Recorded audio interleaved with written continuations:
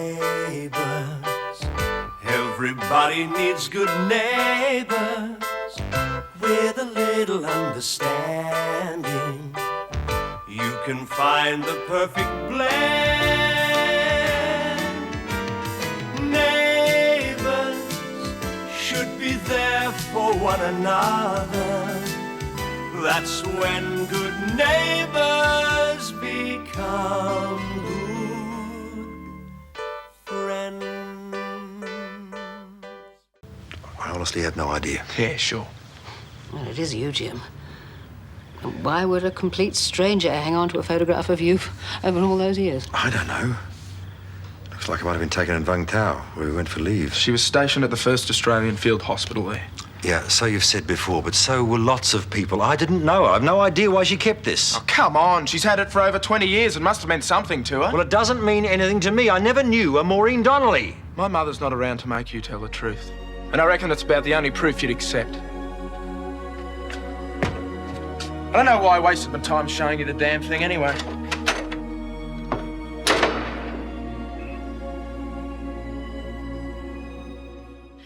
Oh, it's unbelievable the amount of junk you collect over the years. Now, don't go throwing things out willy-nilly. There may be some items of value there that you'll regret discarding Harold, later. this stuff has been sitting at the back of Gemma's wardrobe ever since Scott left for Brisbane. Do we have to hang around here like Grandma goes through all that old stuff? Yes, you do, young man, because you've been grounded. And that means you stay either at home, at your place, or here with us when your father's out. I think you got off very lightly. Shoplifting is a very serious offence. Now, you do realise that, don't you?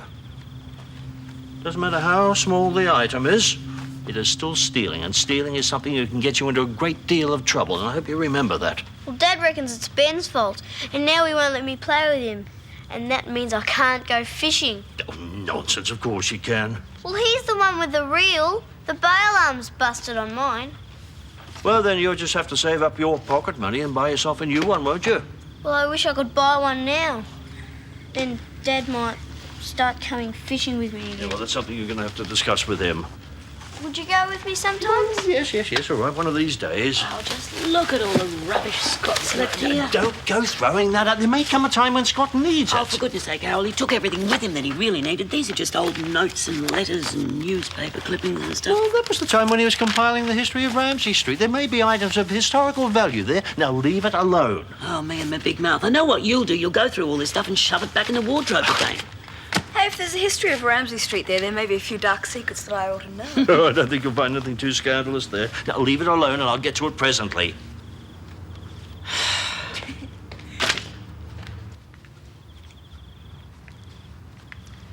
Still trying to remember who took that photograph? Told you, I haven't got a clue. Well, why don't you just toss it aside or throw it in the garbage? It's not my property. Well, I doubt if Glen would want it back, since you're so adamant that it has nothing to do with his mother. Well, I don't see how it could be. I never knew the woman. But you said you spent your leaves at the base hospital. And I knew some of the nurses. Anyone could have taken this. But that doesn't explain how Glen's mother came to have it and why she kept it for all those years. I don't know what's going on inside your head, Helen, but I'm not happy with the way that you're reacting to all of So this. you've said, but I can't help feeling that there's some logical explanation. By all means, try to find one. As far as I'm concerned, I'm not going to think about it anymore.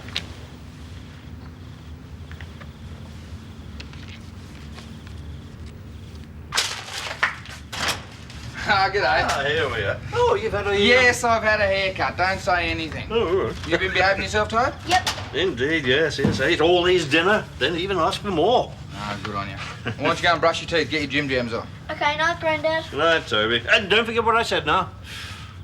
Didn't labour the point. Just said that shoplifting is a crime and something you mustn't do again. Yeah, good on you. Might take notice of you. Oh, well. Oh, strike me, it's hard sometimes, you know. When to come down hard on him, when to ease off.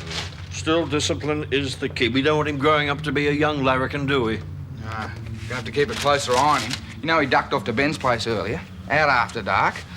Didn't have a clue where he'd gone. Oh, dear, that's not good. No, I roused on him a bit, you know, but I don't know if it got through. Don't know what the kid'll be up to next.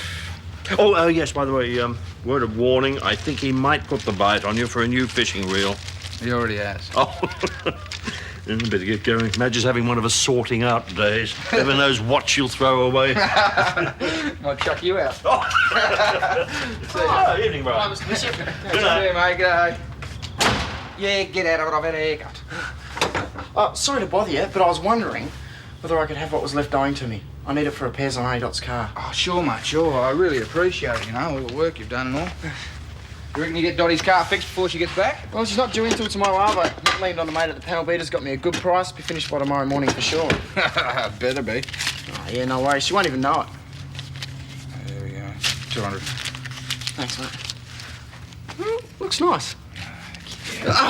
See you, Joe. Yeah.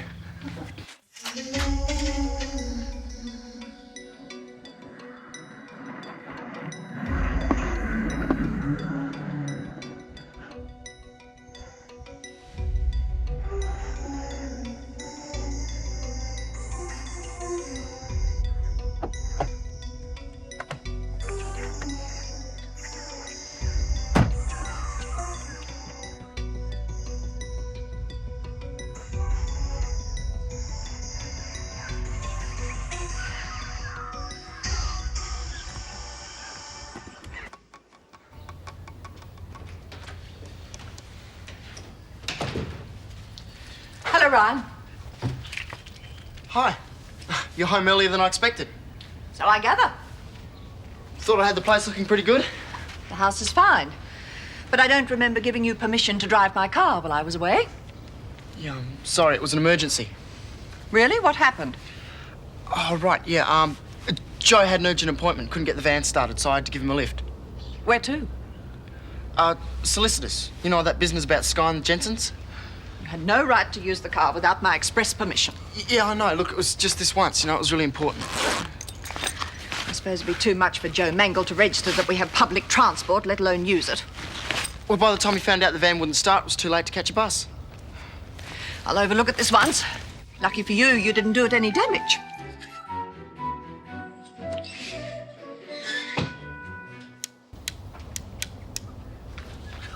You're absolutely right, Madge. It's amazing the useless rubbish people collect. Harold, do you realise what time it is? You're going to be late for the coffee shop. Do all that when you come home. Love, is there anything I can get you before I go and have washing up? I wouldn't mind a run around the block. Yeah, I'm sure you wouldn't. But I'm sure that will happen if you do as the doctor says and stay put. Harold, get a wriggle on. Yes, all right, man. Oh, goodness gracious, I wonder what's in that. I wouldn't risk it. It might be full of unpaid bills. Oh, no, not in this house. I never thought I'd say it, but I almost wish Dad had stayed around for longer. At least fighting with him would have broken the monotony. Oh, I don't know what Matt was thinking of when he brought this book home from the library. It's a load of rubbish.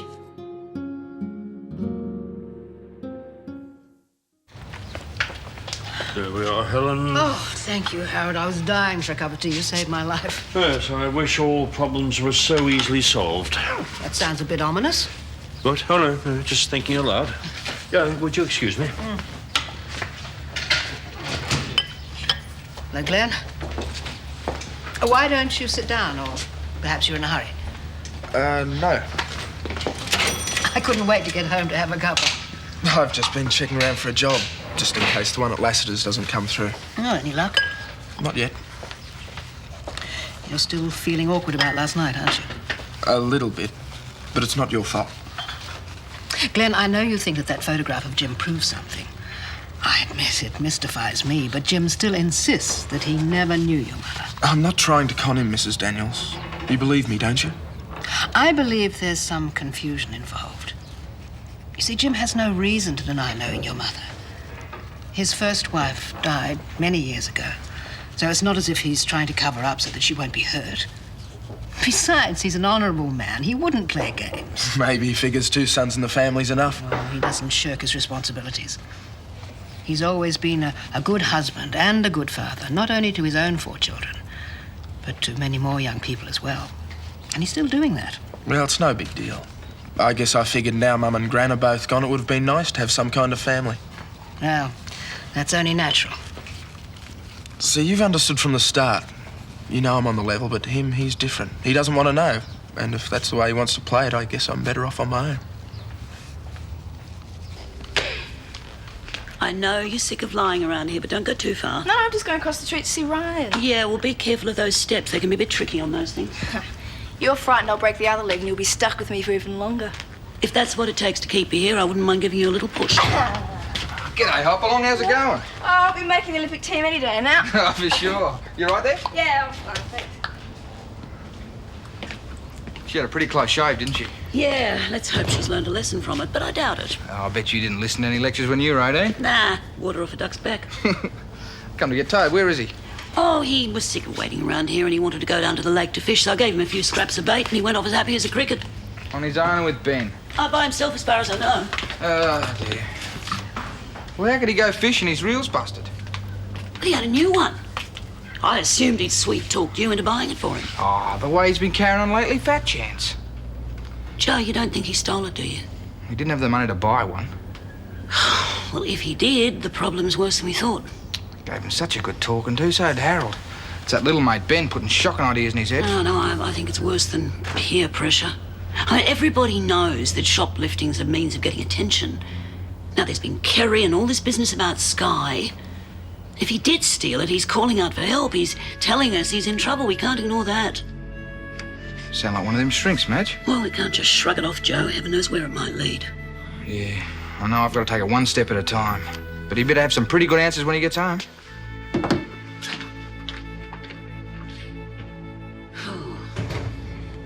Looks like a terrific place. The scenery is magnificent, and the bird life simply out of this world. Winnie have a good time? Loved it.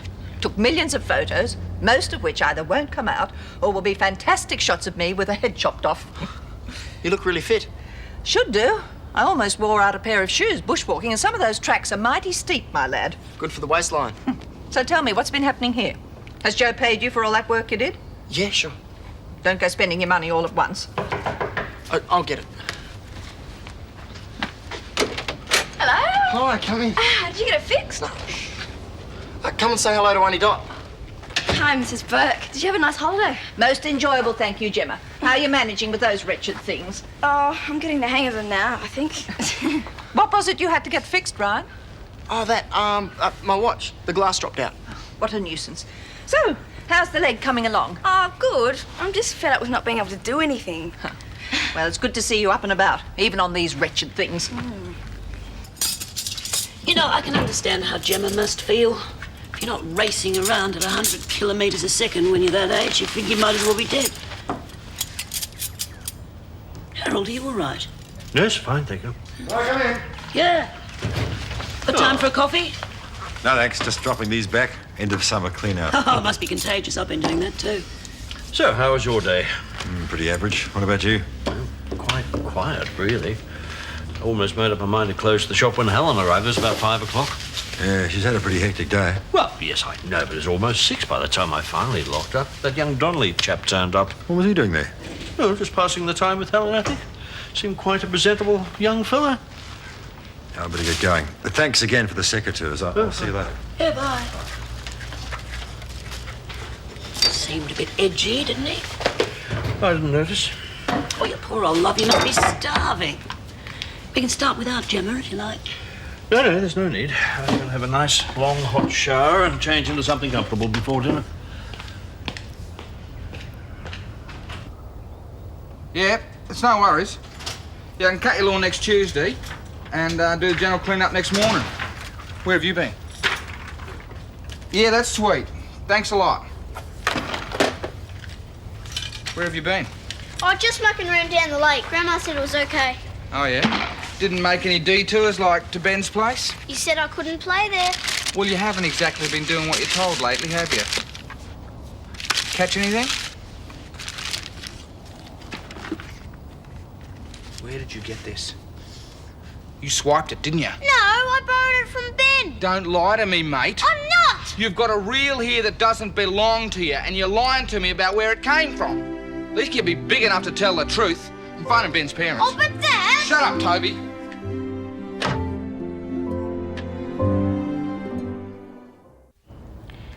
Yeah, Mrs. Nichols.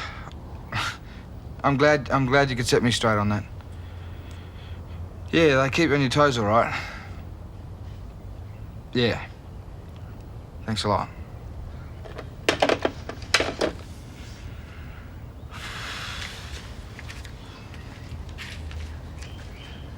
Toby. I owe you an apology. Mrs. Nichols said you did borrow Ben's reel. Well, I tried to tell you, Dad, but you were too mad to listen. Yeah, I did go off a bit, didn't I? But that's what happens, mate, when you get a bad reputation. No one wants to listen to you even when you're telling the truth. I know. I'm worried about this stealing business. We've got to get you back on the straight and narrow. I won't steal anymore, Dad, honest. That's good. Ah, thank you for asking me over here. Thank you. I'm afraid I'm still in Jim's bad books over this Glen Donnelly business. What do you think of the boy? I like him. You think he's sincere? Yes. On the other hand, I'm sure if there was any truth in his story, Jim would say so. He was married to your daughter at the time. Would he want you to know that he strayed? Yes, I've thought a lot about that. He knows, of course, how desperately hurt I was when I found out that my husband had been unfaithful to me. Does that still rankle? Finding out after all those years that he'd had an affair with my best friend was rather disillusioning and humiliating. Seems to me Jim might not want to put you through something like that again. You know, I find it so hard to imagine. Jim and Anne were special. They met when they were teenagers, and I've never seen two young people so much in love, and it stayed that way until she died. I really don't think that Jim could have cared for another woman. It happens, Helen. Harold, what do you think about this business with Jim? I mean, that boy would hardly go around claiming he was Jim's son if there wasn't some kind of truth in it. I don't think it's a matter for loose gossip. Well, you were the one who was talking about Glen Donnelly being in the coffee shop. I simply made a passing comment, that's all. Oh, pardon me for living. Well, I'm a bit tired now. I'm going to go to bed. Yeah, let me help you. No, I'm right, thanks. You want me to bring you in a hot drink? No. I'll be asleep as soon as my head hits the pillow. All right, love. Good night. Good night. Sleep well, Gemma. Thank you. You know, I rather fancy an early night myself. Good night's sleep never hurt anyone. Who said anything about sleeping? Well, perhaps you can find an interesting book then, eh? Oh, terrific. You mean you would rather sit there reading that boring Boy Scout stuff than go to bed with your wife? Quite obviously, my idea of what is boring is different to yours, Madge. Whatever that means. Oh, well, suit yourself. Don't wake me when you come in. You can be assured of that.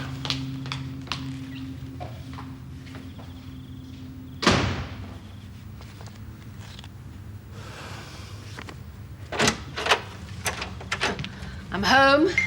So I noticed. Dorothy enjoy her holiday? Had a wonderful time, apparently. Lots of photos to come. So she doesn't organise a slide night. Yes, we've sat through some pretty boring sessions in our time. But Helen? Harold mentioned that you were talking to Glen Donnelly at the coffee shop. yes, well, it wasn't a set-up meeting. He just happened to come in. But you were talking to him? Yes, About me? briefly. Would you care to elaborate? No, not particularly. I simply said that you had no reason to lie about not knowing his mother.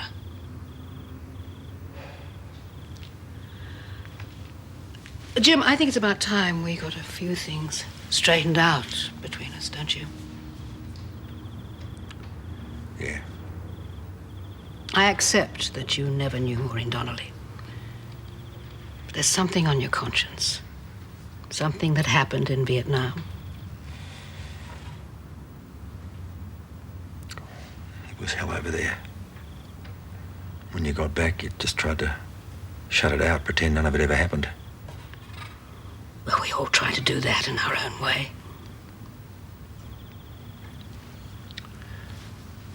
Have you ever felt sorry that you found out that Bill cheated on you?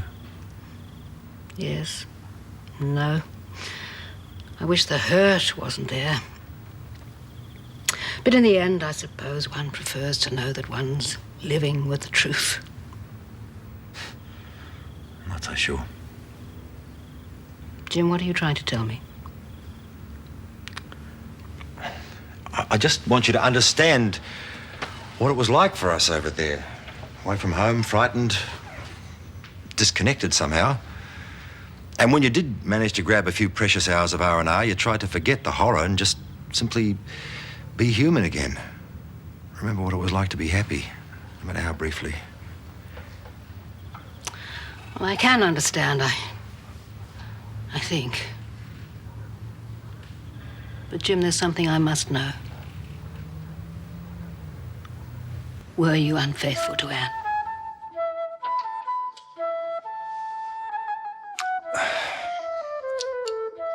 Yes.